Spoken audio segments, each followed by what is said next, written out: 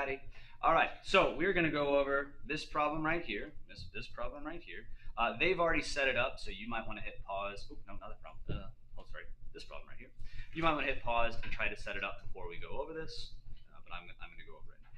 So pause now or don't. Okay.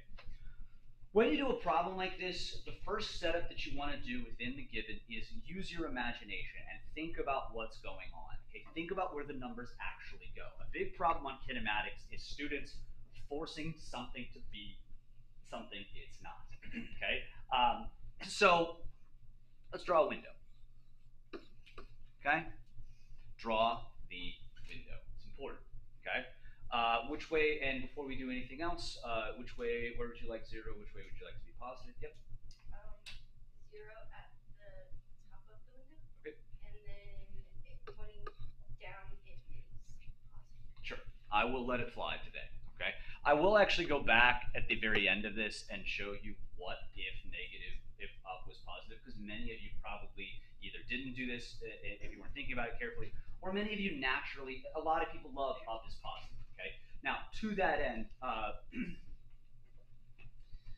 what Rihanna's doing right here is a really good simplification for a lot of problems. In the initial way the object is going, like oftentimes it's helpful to make that positive, not always. But in this particular case, I'm fine with it. We'll say down is positive.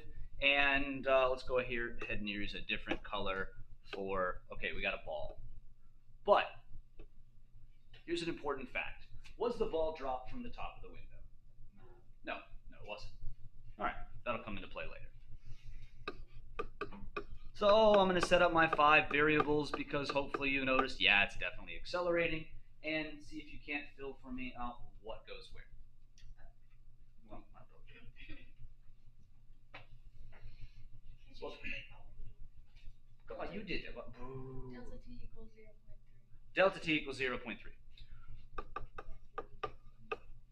Okay. Your velocity is 9.8 meters. No, not velocity. All right. Aiden. The acceleration is 9.8 meters per second squared, or like you'll see me do this all the time, and please feel like me, especially my lazy people in here. This is a lazy thing. It's what are you doing? What are you doing with your life? It's G. It's G. Okay. Keep in mind G is 9.8, but it's basically either hey, you want to write 9.8 meters per second squared, or G squared. All right. Yes. Since it's asking, like, actually, what was the context of the question again? Context of the question. The question on it is how far above the window was the ball dropped? After line, is it below the window or at the top? What do you mean? When it passes, is it 0.3 to the top of the window or to the What did it say? And this is where the language is very important. What did the question specifically say? I'll get here first and then I'll answer that question. So that means, okay, this is where that picture is ridiculously important for what it is we're trying to do. Okay, actually, let me do one other thing first and then I'll absolutely get to this. Okay, there's one other piece of information that goes up here. Go. False to the initial 0? No, and I'll talk about why that is. Yeah, well, yes and no, but no. We'll get to that. Yeah. Is your displacement, would that be 2.2 plus what? Correct. So, for starters, there's this weird balance between when they ask you something, when a normal person asks you something, the normal way to ask a question, and how we as physicists have to handle it. Okay? 1, it told me that the window is 2.2 meters tall. Is that a displacement? No, it's not a displacement. Can I turn it into a displacement? Yes, because the displacement is the change in position of that rock as it comes past, or that ball, I can't remember what it was, as it passes the window, right? So you make it a displacement by saying, I know it's going to cover 2.2 meters of space, and I know it's going in the positive direction. Now, here is where I avoided a thing on the picture that you should definitely do, and it's this. When I do stuff like this, you want to go, okay, but what displacement are we talking about? And I did this the other day, and I just did this. And it seems like a dumb thing, but it's a very important thing. And the reason why it's a very important thing, and to the reason, Kenzie, why velocity initial is not 0 here is, what is this velocity initial on this window? It's the velocity when it's at the top of this displacement. Was it already moving at that spot? Yes. So we know that it's not 0 there. Yes? Okay, velocity final would occur here. These two, this is very important, and this gets to your question or comment. 0.3 seconds must perfectly go with this displacement. They have to match. This must be the displacement for this exact this must be the time interval for this exact displacement. And we do that by going, hey, this is position initial, that's position final. This is time initial, this is time final, that's where it goes. How do we feel so far? If you did this correctly and you put everything where it needs to go, you're still probably a little bit wonky on this because you go, wait a minute, Spainauer, you're asking for a how far. How far is sort of a displacement, but we already have a displacement. Except all of these numbers correlate to during the window. Is the question being asked have anything to do with during the window? No. So we just take our picture and make a mark of, well, let's make a new displacement. Yes? Will that new displacement have the exact same variables as this here? No, not a lot of them. So I'm going to call this the window. And come over here and make a whole new set of variables. And what should this set of variables be called? Space. Space? You want to call them space? I mean, I suppose we could call them Jerry, but I don't think that's terribly descriptive or helpful. Let's go about above, like above the window. You want to call it something that is descriptive for you for later on, okay, where it is. Now, if building works for you, great, but the better description you have on this. So, what is that? That's the set of variables that belongs with this mess here. Hopefully, if you've done that, you go, oh, which of those variables are we actually, of the 10 that are up there now, are we actually trying to solve for? The delta x of the above. Correct. Sort of, but I'll get to that at the end. Now, to do that, we need 3 variables in that second set. What do we know in that second set, Kenzie? Because you did one, you tried this one. There you go. There's where the velocity initial is 0. Your acceleration is still g. Yeah, it's still definitely g. What do all these things do? Do you know how much time it's going to take? One thing you have to be very careful, and people will like set these problems up and they'll go, oh, where does the 0.3 go? This is where you have to use your imagination. You have to use the language to know where exactly did it tell us. This 0.3 is during the window. It doesn't go over there. We don't know how long it took. Yes? Do we technically know how fast it was going at the very end of it? Do we know the number right now? No, I think you're getting to the point in just a second. So, as you're trying to solve these problems, you need to be able to fill this out. Okay? This is where the physics actually happens. This is honestly where this is the bulk, this is the problem solving. You might say, Spainauer, how do I know to do this? You don't. These are puzzle pieces. You play with it. You move them around. You make sure that the number's in the right spot, and you let kind of the problem develop. Where does it go? What do I have available? How can I solve this problem? Well, in kinematic variable equations, I need 3 variables to solve for a fourth, which means I need to have 3 variables over here to solve for the fourth. Do I currently have enough? No, I do have enough over here, yes? Is there anything that I could solve for here that will then play over on the other side? Yeah. You can solve for velocity initial, which would give you the velocity final. Correct. And you've just done the physics. I'll do the bulk work, I'll do the math work here in just a second, but there we have our solution on how to solve the problem. All right. We want to know VI. We have these 3. What equation should I be using? Yep. VF equals VI plus A delta T. We don't care about VF. Well, then we're And we don't know VF either. That's one. So we have to either know the 3 or be able to find that one. So we need the one that is missing VF. It has VI, A, delta T, and delta X. Delta X equals VI times delta T. Here it is again. Darn it, this guy.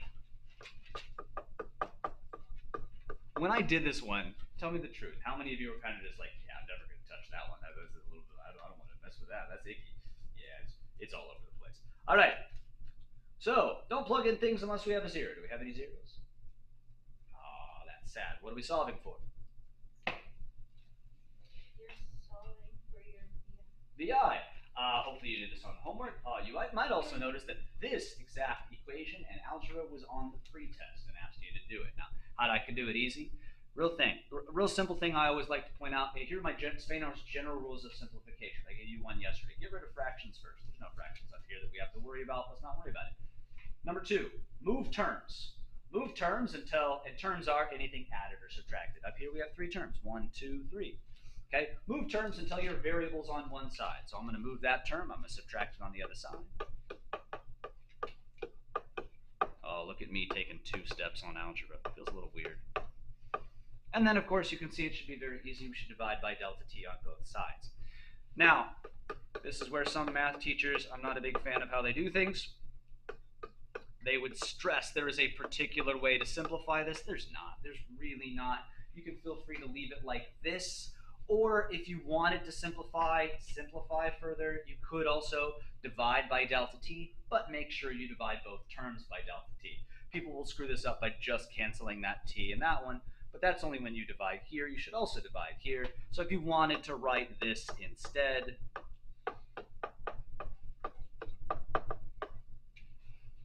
that's also fine. But if you're cool with here, that's what I would probably personally use.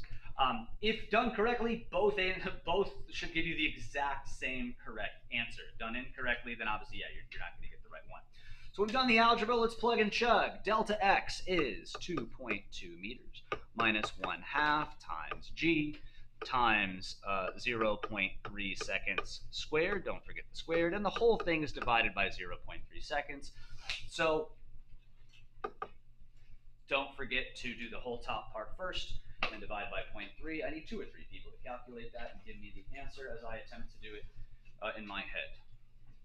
G is roughly 10. Half of that is 5 times 0.3 is 1.5. But if we square the 0.3, we got to multiply by it again, so that's 5. 0.5-ish total.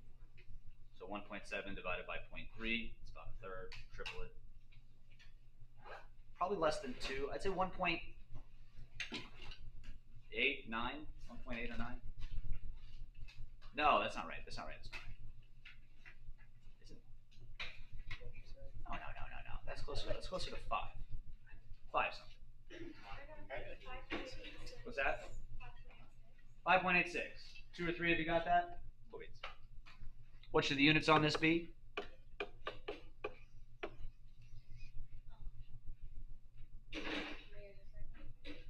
So, by the way, when I say that, yes, 100%. You can just look at the fact of the velocity, but you could also do unit analysis. G is meters per second squared times second squared means the second squareds cancel and you just have meters. Meters minus meters gives you meters. Meters over seconds is meters per second. So we have 5.86 meters per second. Are we done with the problem?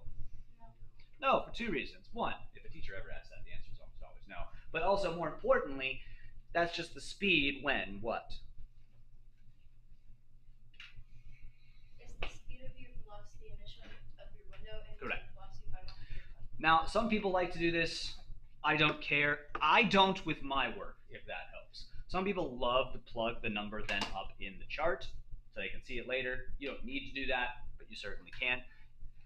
If you do put the number in the chart up here, when I'm grading your stuff, I never look up here, so that shouldn't be where your final answer is. Make sure you have like a square or a circle around your final answer, something like that. But, you know, let's try again. So we know that that is 5.86 or that is 5.86 meters per second. And now we actually get to use an equation that is not, let's go different here. Let's make something, let's go green. Let's find out. Stop it. What are you doing? Hey, technology, I'm smarter than you. You have to believe me. All right, what equation should I be using that's missing t? Velocity final squared equals velocity initial squared plus 2a times delta t. Yes. Or delta x? Don't plug in numbers unless there's a zero. Do we have a zero? Yes. Yes, velocity initial is 0. Algebra should be pretty simple to solve. For delta x, we divide both sides by 2a. Vf squared divided by 2a is equal to delta x. Now I plug numbers in. That should be 5.86 meters per second squared all over 2 times g. 6 squared is 36, a little bit less. Let's go with 33 divided by 2 is 16-ish divided by 10, like 1.6. Somewhere around there. What do you got?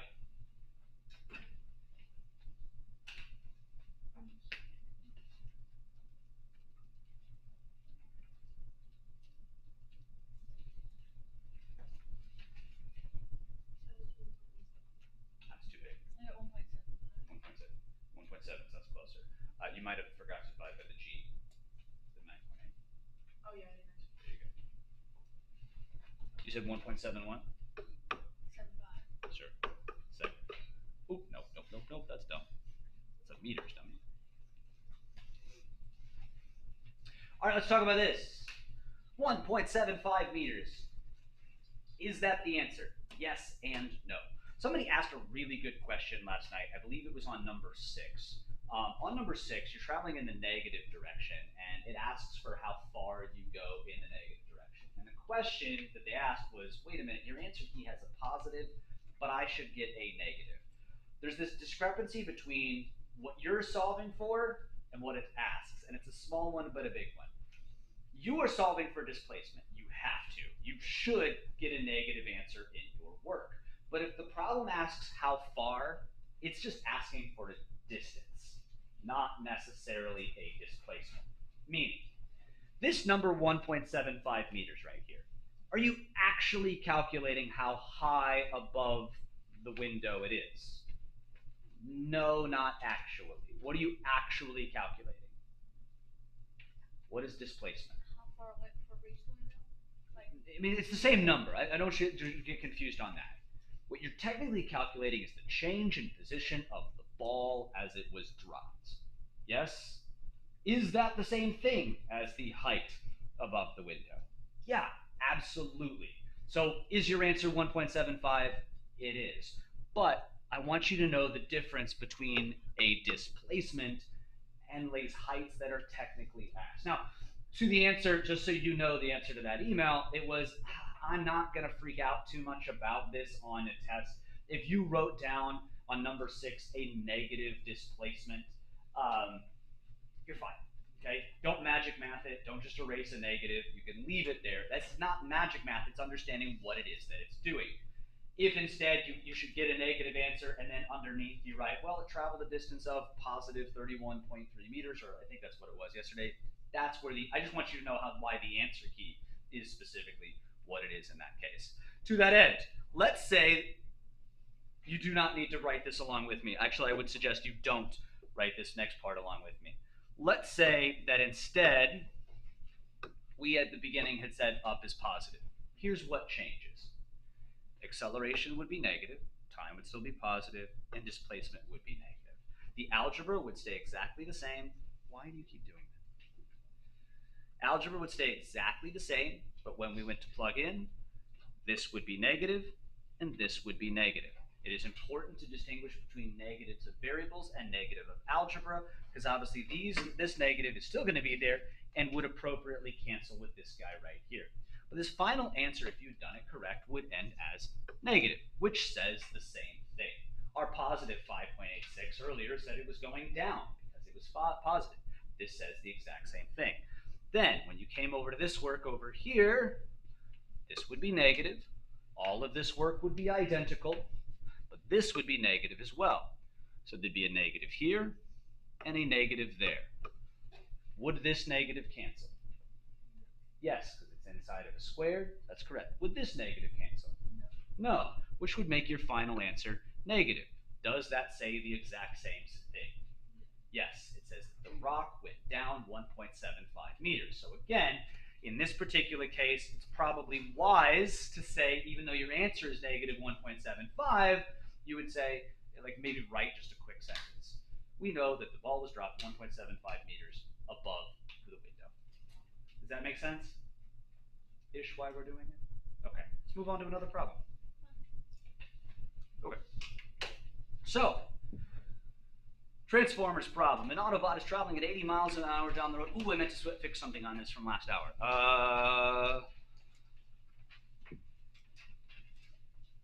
Right here. It's a small thing. Somebody pointed out a struggle last hour that I think is a little bit the problem of the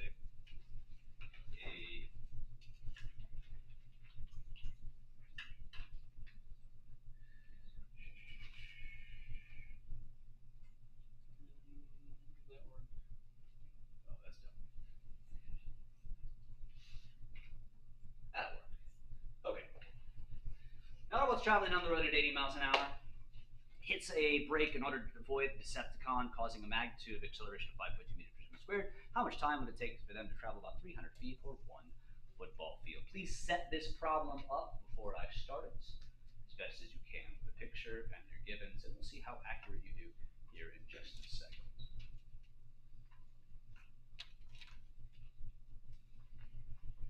By the way, by set up, I mean given and fine. You do not need to worry about conversions when I'm saying set it up, because we'd like to.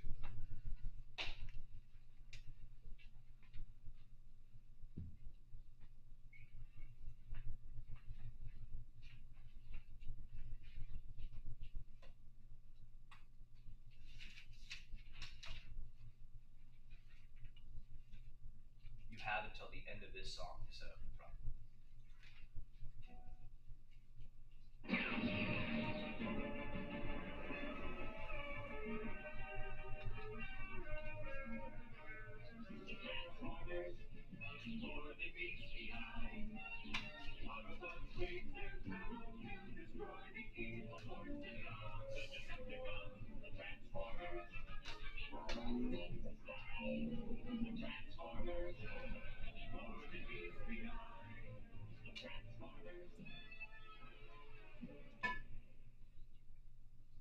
Never mind, that was distracting. You could take 30 more seconds. A lot of things have improved about cartoons over the years. You know, anybody who says cartoons were the best of the 80s, I mean, nostalgia's a hell of a lot, but that song's not great. If you just think it objectively, I mean, the synthesizer, I mean, sure, they're a robot, but you can barely understand them. It's loud. Now, Phineas and Ferb, that intro slaps. All right. A while ago, we had a very tall teacher, and he walked in one day, and somebody just in the back of the room. I was standing next to him. We were just kind of having a general conversation, and he goes, "What's your plans?" And I said, "This is what we're going to do today." And the person in the back goes, "Oh, you guys are Phineas and Ferb." And I'm so happy with that analogy. It's not even funny. All right, I'll take Phineas any day. All right, how are we feeling? Good, great, grand. Everybody on the bus. Let's move on. Okay.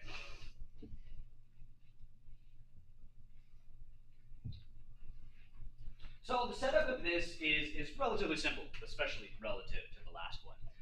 Anytime I say, by the way, simple kinematics, hopefully what you saw essentially on that homework that was due today is simple kinematics is basically this. Hey guys, here's 3 variables. What's the 4th? Okay?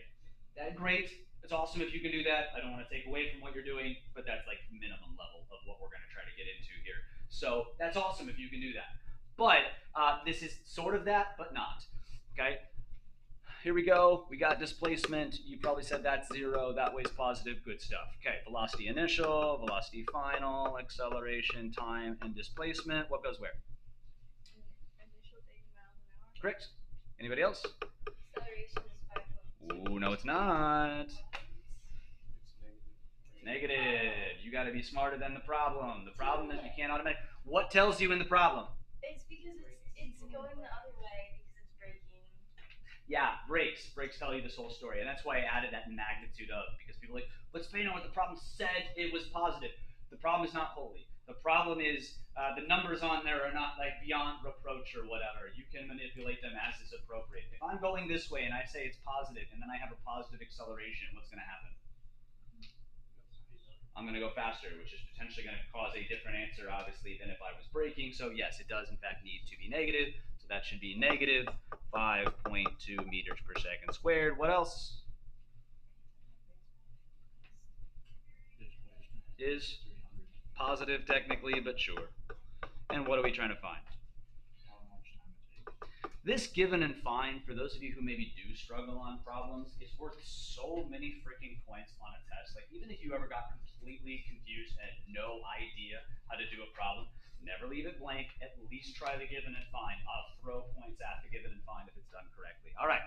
So let's talk about why this problem is a little bit more challenging. Hey, Spainhour, there's 3 variables, it's 1. It looks like a simple kinematics problem, and you'd sort of be right.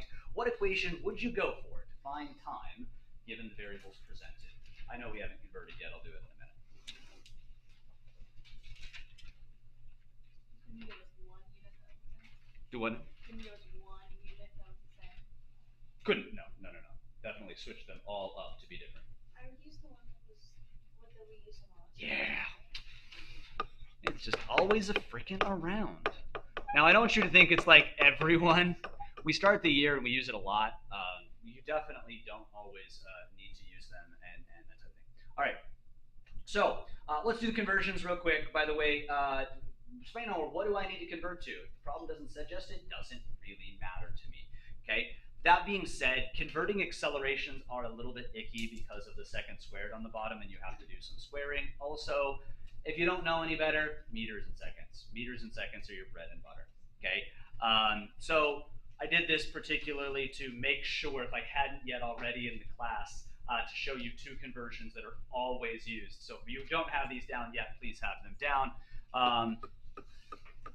80 miles an hour. I know we've done this one before. 1 meter per second is 2.25 miles an hour. I know we did that one. I don't remember if we did this one. 300 feet, 3.28 feet is 1 meter. Those conversions, have them down somewhere, like on the AP equation sheet or somewhere. You'll grab them all the time. Couple answers here. What's the velocity? 35.56 meters per second. I'm gonna go 35.6, but yep. Nothing wrong with 5.6 either. Just write another decimal. And the other one? It's 90 and change, if I'm not mistaken. 91.5 91.5. meters.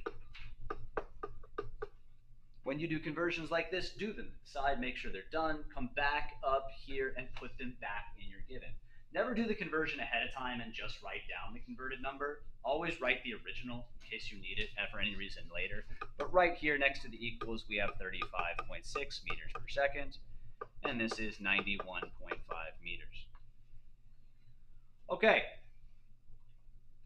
So, Spainhour, why can't I just make this a simple equation? All right, the problem I'm about to do, I'm going to show you, and some of you are going to roll your eyes, and some of you are going to go, this is way more complicated than I want to get into. So I'm going to tell you something that I don't love to do. I'm going to tell you, you do not have to do it in the way I'm about to show. But, I'm going to show you a workaround that's simpler a little bit than this. But, understand when Spainhour's like nice and like, hey guys, here's a workaround. I'm doing that so you feel a little bit more comfortable like on a quiz, and you're like, yeah, you don't want to do that more complicated way on the quiz. I think I can do a little bit better this other way. That's great. But also know if Spainhour is suggesting it, it's coming where it will be unavoidable soon. So a general habit to take is maybe do the more complicated thing on the homework. Actually, maybe do both of them so you know how to do, but that's up to you. Definitely do the more complicated thing on the homework. Feel free to use the shortcut as you're comfortable, but obviously you have to practice something you're uncomfortable, or you're always going to be uncomfortable with it. Here's the deal. As you look at that equation, we're trying to solve for time. You got 2 different, does anything cancel? If anything did cancel, any term up there, we do not need to do what I'm about to show you. Okay, watch this. If delta x was 0, that would be 0. What I could do then is just divide by time. It would cancel there, cancel that one out, and you could just solve for the time. Yes? Why can you not just divide by time if it doesn't cancel?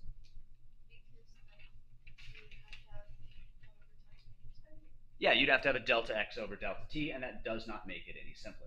Okay? If vi cancel, well, we've actually already done this, I think, twice at least yesterday, where we solved this exact one for t. You can do basic algebra. Shoot, if this one cancels, it's even easier. Solve for t, No problem. But if none of them cancel, you have this weird situation where you have a variable squared, a variable to the first, and a term without the variable at all. Wait, that sounds familiar. It's like let's say generically we had just, I don't know, some constant times a variable squared plus some constant times a variable to the first and some constant. Does anybody know what that's called? That's a quadratic. Yeah, that's a quadratic. And how do you solve a quadratic, guys? You could factor it. That's one thing. You can go completing the square. Or in this class, let's go ahead and just knock out the quadratic formula. Yes? You remember sitting in math class and maybe a handful of you were like, maybe you were brave and put your hand there. Whoever, Nancy, I don't know. When are we ever going to use this? Hi. All right. So the thing about a quadratic is how many answers are there to a quadratic? Two. But that's weird. This is real life. There shouldn't be two answers to a time except this. Here's what we're saying. Here's why this happens. What we're asking math is we're giving math some initial conditions. We're saying, hey, I'm going this fast. I'm going to accelerate like this. How long before I'm here? Okay? But what does math think you're doing? Math thinks you're slowing down, which you are. Right now, if you're in a car, eventually, if you slow down, you would stop. Yes? Okay, and you know, of course, that if you stop, you would probably just stop. But math doesn't know that. Math assumes that your acceleration negatively continues. So if you're over here in a vehicle and you have a negative acceleration, what would the car then do? It would speed up going that way. In which case, would it cross this spot again? Yes, it should then, like watch, it would go over here, and then it would come back. Keeping in mind this is displacement and not distance, would the displacement be the exact same at that spot? Yes. So are there two separate times where the displacement would be that number? Yes. Which is why we should get two numbers mathematically. Now, are both numbers correct? No, because you and I know that you're not going to slam on the brakes and go the opposite way necessarily. Because of that, you're just going to stop. But that's why there's two answers. Okay? The same thing is true that you'll get a lot of times if you throw like a marker up in the air and it says, hey, how long does it take to cross this spot right here? Are there two times where it crossed that spot? So you better get two answers. All right. So how do I do this Spainhour with this wonky crap up here? Well, I would firstly remind you that, what is the quadratic formula? Negative b plus or minus the square root of b squared minus 4ac all over 2a. Sure. All right. But now you need to know what each of those constants needs to be. The easy way to do this is to take this formula and align it to this nice equation already. So I've got my x squared, I've got my t squared, so I'm just going to write this right here, 1/2 a delta t squared. I can write it in whatever the heck order I want. We just usually write it like this. And what term is next? Because my variable is to the first. Now this next part is a little bit tricky because this formula, very importantly, is equal to 0. Otherwise that would not be the equation, it would be something different. Is this equation up here equal to 0? No, so I have to make that be the case. So I do a simple thing, I subtract that on the other side so that I have it equal to 0. Now, it's hopefully very easy to spot which constant is which.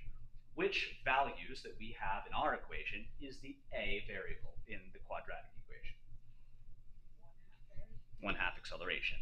Yeah, just saying acceleration so we don't confuse the a's.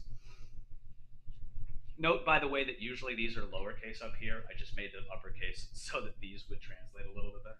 So what's our b constant? The I. And what is our c constant? Almost.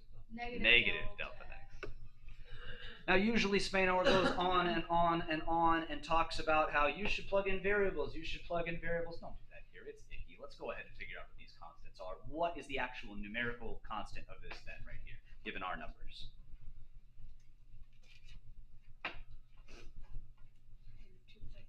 Negative 2.6 meters per second squared. What's the b constant?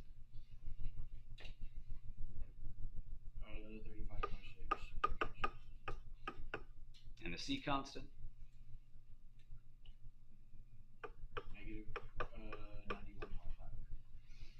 And now we just plug and chug into this equation over here. We get negative 35.6 meters per second plus or minus 35.6 meters per second squared, squared, minus 4 times negative 2.6 meters per second squared. Please notice every time I'm writing a number, I'm writing its units, times negative 91.5 meters. That whole mess is square rooted. And we divide by 2 times negative 2.6 meters per second squared. Mathematically, why are there two answers to this? Give me just real quick, I'll finish it. Plus or minus, yep. There should be a small answer and a big answer to this. You should know the correct answer is the small one because it's the first one that went by. And real quickly, here's how you trick around it in the future if you want to avoid it. If you wanted to avoid it, here's a quick thing. Just solve for that guy first. If you solve for that guy first, do you have to use this equation to solve for time anymore? No. That is the only equation that you'll ever have to use the quadratic on. And a reminder, if any term on that cancels, you do not need to use the quadratic. It's only if they all stick around. Do you want us to turn this in Monday? I'm not turning any of these in. This is just your work. Again, set up problem 3. I'll post it online in just a second. Try to take the minute or two that'll take for Monday. Have a good one.